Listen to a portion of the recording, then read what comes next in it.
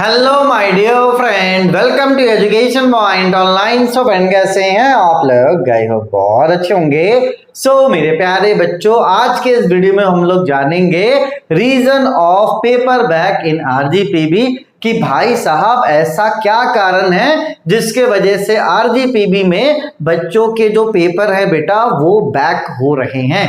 देखो, आपके रिजल्ट आए हुए ये मानकर चलो एक सप्ताह हो गया है और एक महीने के बाद आपका पेपर है। तो एक सप्ताह हमने किया क्या भाई साहब? एक सप्ताह मैंने अलग अलग फैकल्टीज से बात करी और ये जानने की कोशिश करी कि भाई साहब हमारे जो प्यारे बच्चे हैं ना वो कर क्या रहे हैं, हमारे जो प्यारे बच्चे हैं वो कर क्या रहे हैं। तो बहुत ऐसी बातें हैं बेटा जो हमें पता चली हैं। ठीक है, देखो होता क्या है कि जब तक गलती का पता ना चले उसे हम लोग सुधारेंगे कैसे। तो भाई साहब आज के इस वीडियो में उसी गलती के बारे में बात करूंगा जो बच्चे बार बार दोहराते हैं और उनका पेपर बैक होता है। तो यहां से दो रास्ते होंगे कि पहला कि आप अपनी गलती को मान लो और उसे सुधार कर आगे बढ़ जाओ लाइफ में, और बहुत ऐसे बच्चे भी होंगे बेटा जो अपनी गलती मानने को भी तैयार नहीं होते। तो फिलहाल यहां पर क्या है बेटा, देखो कोई भी बात हो, आप गलती मानो मत मानो, नुकसान सिर्फ एक इंसान का होता है, वो हो आप। ठीक है, तो आज के इस वीडियो को मैं आशा करूंगा कि आप समझोगे।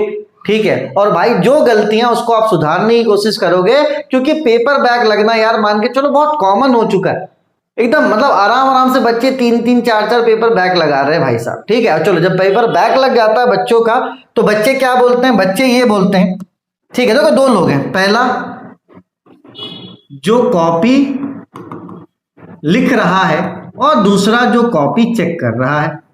तो भाई साहब आपका तो हमने सुन लिया, आपका ये कहना है, जो कॉपी लिखने वाला इंसान है ना उनका ये कहना है कि सर हम तो लिख कर आ रहे हैं, हम तो लिख कर आ रहे हैं।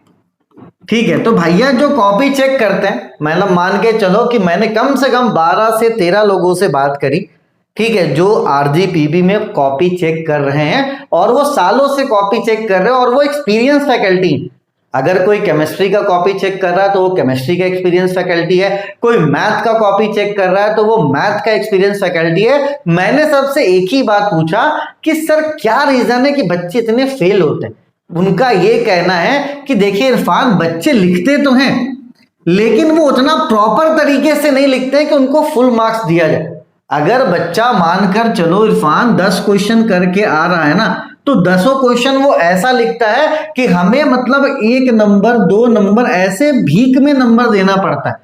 क्योंकि भाई साहब मेरी कोई दुश्मनी थोड़ी ना है कि कोई प्रॉपर आंसर लिखकर आएगा इरफान तो हम उसे क्यों फेल करेंगे।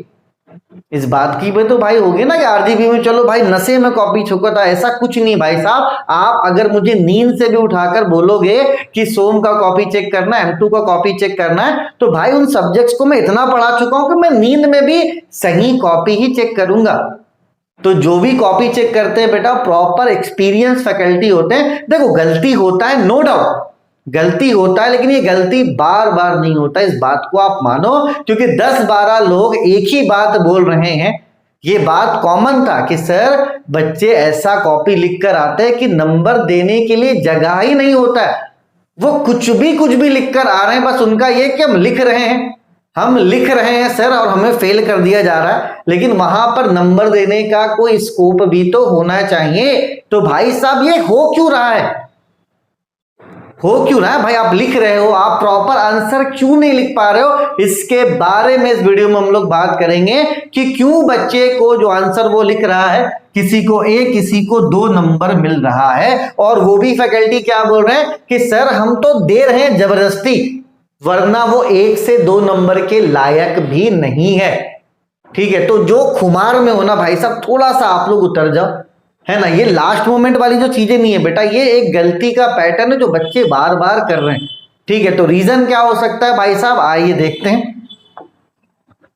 सबसे पहला रीजन क्या?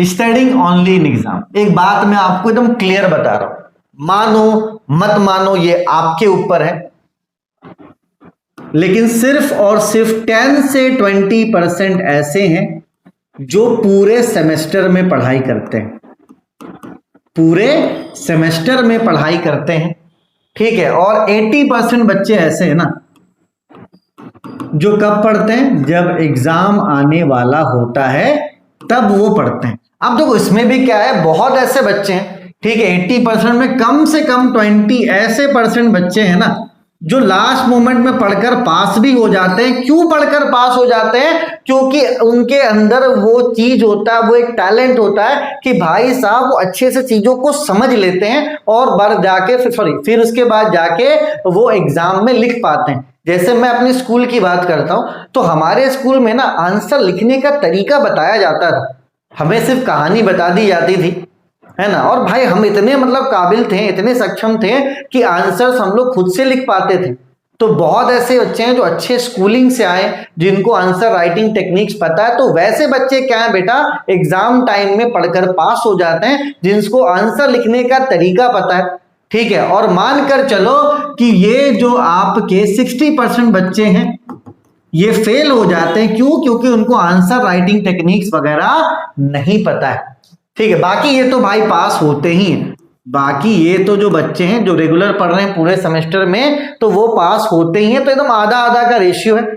ठीक है, तो रेशियो आपको ठीक यहाँ ढंग से पता चल रहा होगा, आप भी अपने आसपास में देखोगे ना, तो इस बात को आप घंटे से झुठला नहीं सकते कि मैं 20% ही बहुत ज्यादा बोल रहा हूं। अगर मैं 10% भी बोलूंगा ना, एकदम सही बोलूंगा कि सिर्फ 10% ऐसे बच्चे हैं जो पूरे सेमेस्टर में अच्छे मन से पढ़ाई करते हैं। बाकी 80% बच्चे कभी घूम रहे हैं, कोई ड्रीम 11 पे टीम बना रहा है, कोई इंस्टाग्राम पे रील्स बना रहा, कुछ ना कुछ कर रहा है, सब कुछ कर रहा है, बस वो पढ़ाई नहीं कर रहा है। तो ये है आपका पहला रीजन जिसके वजह से आपका बैक लगता है। एक बहाना जो है ना बनाने की जो आदत है ना, वो मतलब है आज के जनरेशन में, ये तो है कि बहाना बनाने की आदत, उनको कोई काम बोलो वो बहाना बनाए।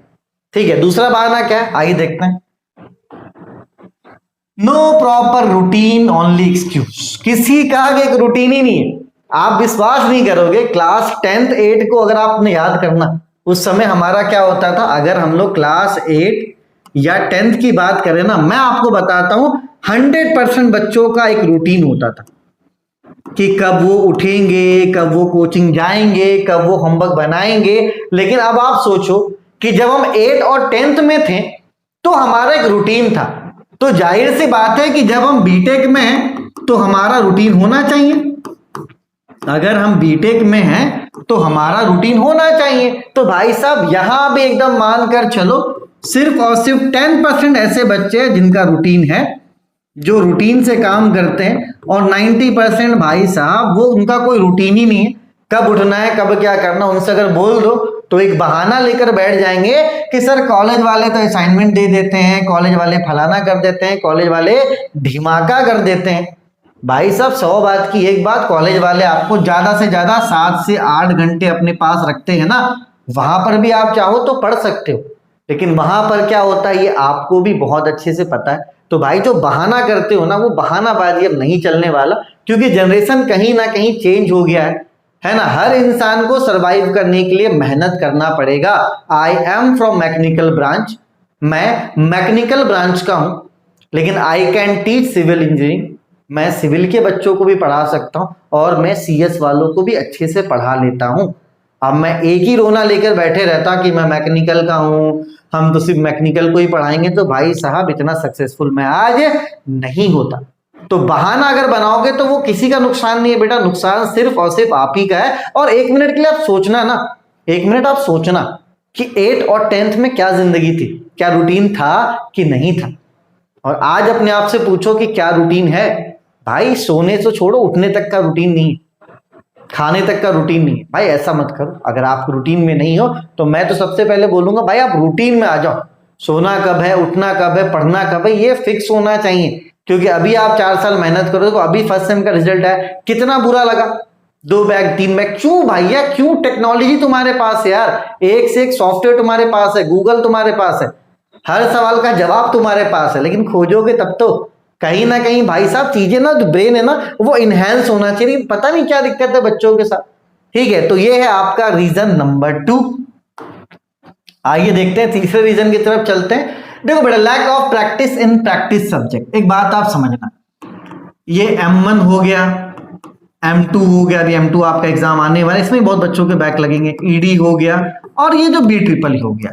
देखो बचपन में इतना तो है कि मैथ्स को हम लोग प्रायोरिटी देते थे कि मैथ्स डेली पढ़ने की चीज है ना। अब पता नहीं बड़ा हो गए हम लोग तो अपन का ये जो चीज है ना ये चेंज क्यों हो गया कि मैथ्स डेली पढ़ने की चीज है। अब अपन को लगता है कि मैथ्स तो कभी कभी पढ़ने की चीज है। तो भाई साहब ऐसा नहीं है, पहले भी मैथ्स डेली पढ़ने का चीज था और आज भी मैथमेटिक्स डेली पढ़ने की ही चीज है। तो अगर आप ढंग से समझ कर पढ़ोगे ना तो चीजें इजी हो जाएंगी। और ये सारे क्या है बेटा, प्रैक्टिस सब्जेक्ट है, मतलब ये उन्हीं से निकलेगा जो इससे डेली प्रैक्टिस कर रहा है। आप सोचोगे कि इसको एग्जाम टाइम पे पढ़ लें, ठीक है, तो इसमें फिर से वही बात आएगा बेटा कि अगर आप एग्जाम टाइम पे पढ़ते हो तो मानकर चलो 20% चांस है कि आप पास हो जाओगे तुक्के से, और 80% चांस है कि आप फेल हो जाओगे, क्योंकि भाई ये प्रैक्टिस वाला सब्जेक्ट है। अभी मैं किसी को रैंडम यहां पे ले आऊं कि यार चल वीडियो बना, अच्छा टीचर, किसी अच्छे टीचर को ले आऊं, वो नहीं बना पाएगा।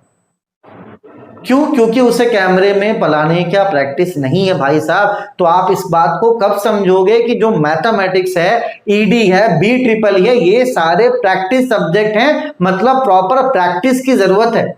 आप अगर पूरा पढ़ भी लेते हो ना तो भी कोई गारंटी नहीं है कि आपका पेपर निकल ही जाएगा, क्योंकि भैया ये प्रैक्टिस वाला सब्जेक्ट है। आप जबरन बोल रहे हो कि हम पढ़कर पास हो जाएंगे, लो हम पढ़ेंगे और हम पास हो जाएंगे। भाई साहब ये पढ़ने वाला सब्जेक्ट तो है ही, लेकिन पास आप तभी करोगे जब आप प्रैक्टिस करोगे, तभी आप पास करोगे, अदरवाइज आप पास नहीं होने वाले। जब भी सेमेस्टर स्टार्ट होता है मैं स्टार्टिंग में ही बच्चों को बता देता हूं कि भाई ये प्रैक्टिस सब्जेक्ट है, ये थ्योरी सब्जेक्ट है, ठीक है। और चलो ठीक है यार, प्रैक्टिस सब्जेक्ट में तो अपन कचड़ा कर ही रहे हैं, अब आते हैं थ्योरी सब्जेक्ट में, है ना। थ्योरी सब्जेक्ट में आते हैं, जैसे मानकर चलो आपका केमिस्ट्री है, ठीक है, आपका फिजिक्स है, आपका BME है, ठीक है, आपका बेसिक सिविल है। इसमें भाई साहब कितने ऐसे बच्चे हैं ना, कितने ऐसे बच्चे हैं जिनके पास ना डायग्राम है, ठीक है। केमिस्ट्री में बहुत ऐसे बच्चे हैं जिनके पास मानकर चलो केमिकल इक्वेशन तक लिखने का समय नहीं होता। क्यों है बेटा? क्योंकि आपके पास कोई प्रॉपर नोट्स ही नहीं होता। अगर आप स्टार्टिंग से प्रॉपर नोट्स बनाओगे तभी तो पता चलेगा, ठीक है। जैसे एग्जाम में HENE लेजर आया, एक बात समझो, एग्जाम में आ गया आपका HENE लेजर, फटाक से आपने क्या किया, यहाँ पे डायग्राम बना दिया बहुत बड़ा सा, वहां पे चीजों को लेवल कर दिया कि हाँ यार बढ़िया से लेवल कर दिया। उसके बाद इसका आपने डेफिनेशन लिख दिया, इसके बाद आपने इसका वर्किंग लिख दिया, इसके बाद आपने एप्लीकेशन लिख दिया, आराम से साथ में साथ मिलेगा। बच्चे क्या करते हैं बेटा, कोई टॉपिक आया सिर्फ और सिर्फ क्या करते हैं भाई साहब, डेफिनेशन लिख देते हैं, और उनको ऐसा लगता है कि डेफिनेशन तो हम लिख ही दिए, हमें पूरा नंबर मिल जाएगा। तो भाई साहब डेफिनेशन के लिए मेरे हिसाब से 1 मार्क्स बहुत है, और मानकर चलो 90% बच्चे वही गलती कर रहे हैं, ठीक है। गलती क्या कर रहे हैं बेटा, पहली बार तो वो नोट्स नहीं बना रहे, ठीक है, पहली बात कि वो नोट्स नहीं बना रहे हैं, वो तुक्का मार रहे हैं। तुक्का क्या, कहीं से नोट्स जुगाड़ कर ले रहे हैं, शिवानी में टिक आउट कर ले रहे हैं। ये तरीका नहीं चलेगा, ये तरीका नहीं चलेगा। सभी सब्जेक्ट के नोट्स आपके पास होने चाहिए, ठीक है। थ्योरी सब्जेक्ट को पास करने का मैं तरीका बता रहा हूं ना भाई साहब, कि थ्योरी सब्जेक्ट होता बोरिंग है, उसको आप थोड़ा सा इंटरेस्टिंग बनाओ ना, थोड़ा सा इंटरेस्टिंग बनाओ, क्योंकि अब आपके पास क्या टेक्नोलॉजी है, अब आपके पास क्या बेटा टेक्नोलॉजी है। अगर मैं आपसे बात करूं, बात समझना बेटा, बात समझना, कोई बुराई वाली बात नहीं, कोई बुराई वाली बात नहीं है, ठीक है, इस बात को समझना। मैं अपने बारे में बता रहा हूं, अगर मान लो HENE लेजर की मैं बात आपसे करता हूं, एक सिंपल सी बात है। तो जब मैं 2012 में था ना, ठीक, और अभी का क्या चल रहा है बेटा 2025, ठीक है, मान लो मैं फिर से बीटेक में एडमिशन ले रहा हूं, तो 2012 में मैं क्या लिखता बेटा, मैं लिखता डेफिनेशन, मैं लिखता सिर्फ और सिर्फ डेफिनेशन, और दूसरा क्या बनाता बेटा, मैं बनाता डायग्राम, ठीक, और तीसरा मैं क्या करता बेटा, वर्किंग प्रिंसिपल लिखता। ठीक है मेरे प्यारे बच्चों, चलिए 2025 में, क्योंकि टेक्नोलॉजी का समय है,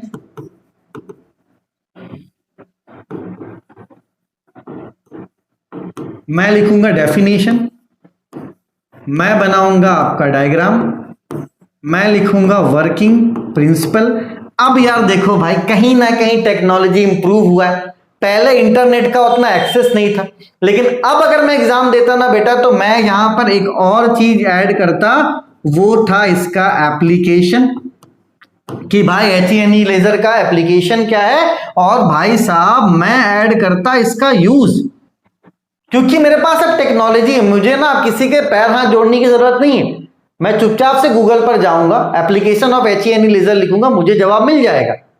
ठीक है, अब आप खुद सोचो, 7 नंबर के क्वेश्चन के लिए अगर आप ये 5 पॉइंट लिख रहे हो, तो कौन है यार आपका नंबर काटने वाला, कौन है?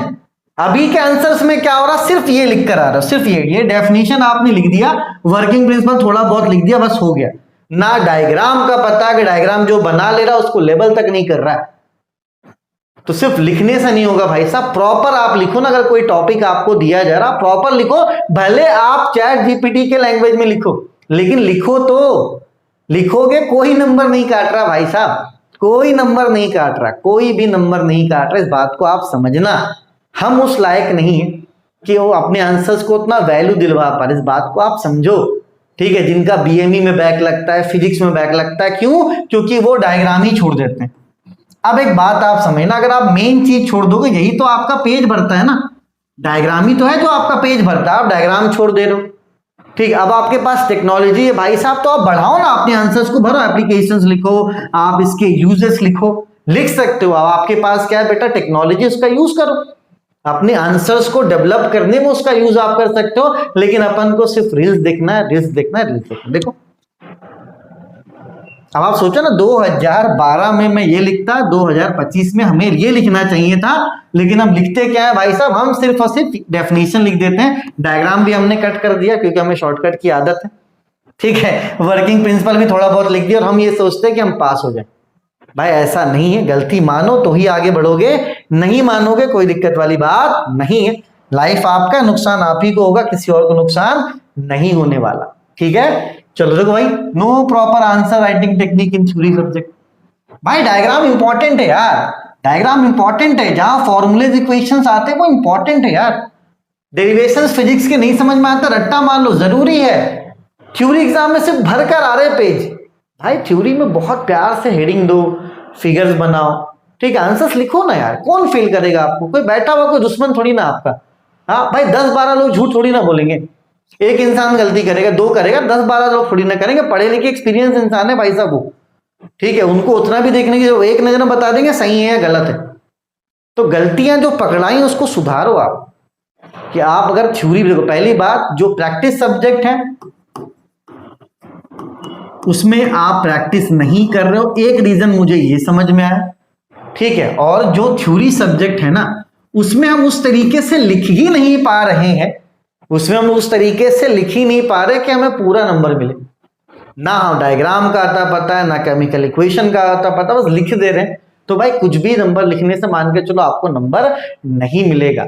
तो थ्योरी सब्जेक्ट में आपको क्या करना है बेटा, डायग्राम वगैरह पे थोड़ा सा फोकस करना है, कि डायग्राम आप अच्छे से बनाओ। जहां पे इक्वेशंस है वहां पे आप इक्वेशंस को लिखो। आपको ऐसा लग रहा है कि आपका आंसर इनकम्प्लीट है, तो थोड़ा बहुत आप और एडअप कर दो।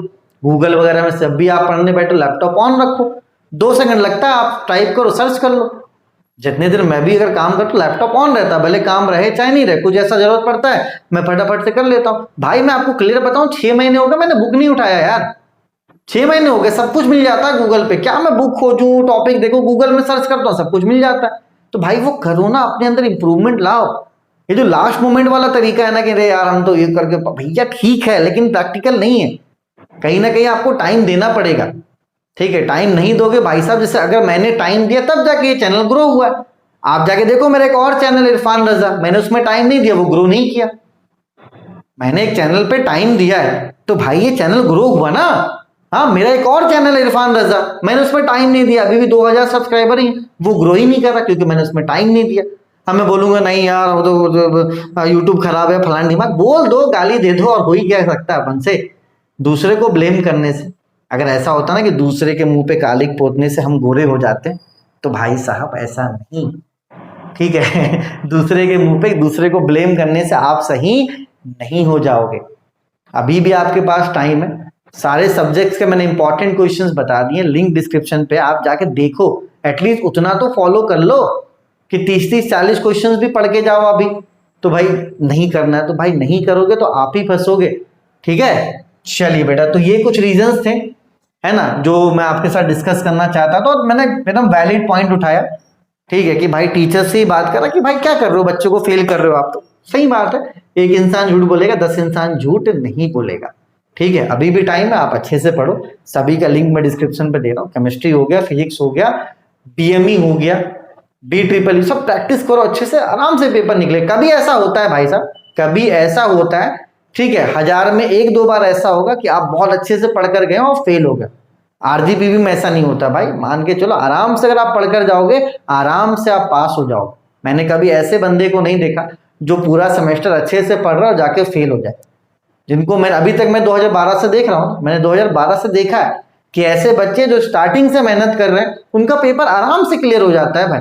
जो नाचते हैं 2 महीना 3 महीना बर्बाद कर देते हैं एग्जाम टाइम में भी ढंग से पढ़े नहीं पढ़े, उन्हीं का पेपर बैक लगता है, ठीक है। चलिए बेटा, तो आपको परेशान नहीं होना है ना, दूसरे को ब्लेम करने से अच्छा कि अपने अंदर जो भी इंप्रूवमेंट है वो आप लाइए, आंसर राइटिंग टेक्निक्स को आप बढ़ाइए, क्योंकि आपके पास टेक्नोलॉजी है।